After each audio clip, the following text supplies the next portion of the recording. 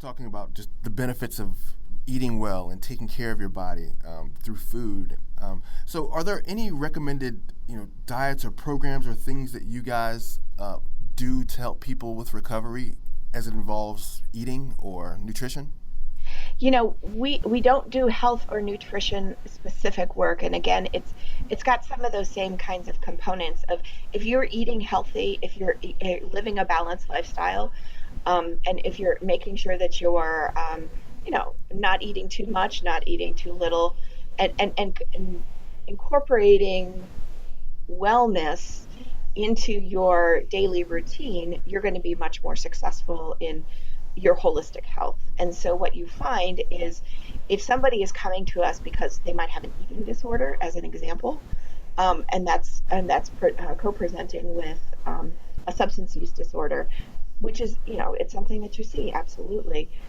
It's important that we address both of those kinds of strategies and making sure that if there is a need to address it, that we address it. If you have a young person who comes in who is using something recreationally, but is already living an otherwise healthy lifestyle, um, that might not necessarily be the same approach. You wouldn't necessarily do things exactly the same way.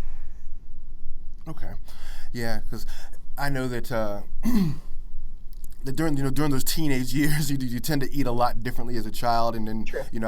and so it does impact your health. And so I wasn't sure if there would be a connection between someone who's using substances and then if there's a decline in their health or a decline in their eating, or and Yes. then Yes, that's on the actually a good recovery point, Chris. cycle.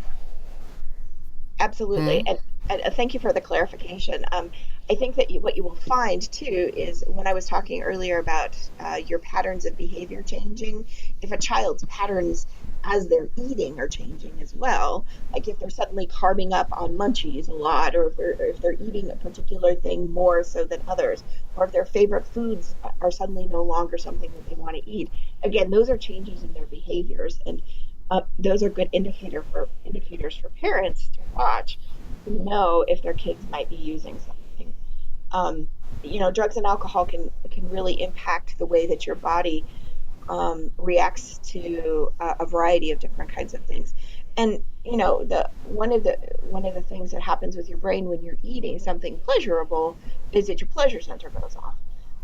That same kind of thing can go off and trigger in much more um, exponential way with drugs and alcohol. And so, looking at how eating patterns change from day to day or over, a month or 2 months or whatever time frame you're looking at can really, um, it's definitely an indicator of health related issues, and definitely something to keep your eye on.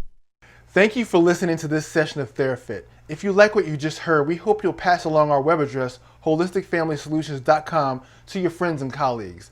Be sure to check out the archive section of our website for previous podcasts. This has been an HFS production. Join us next time for another edition of TheraFit.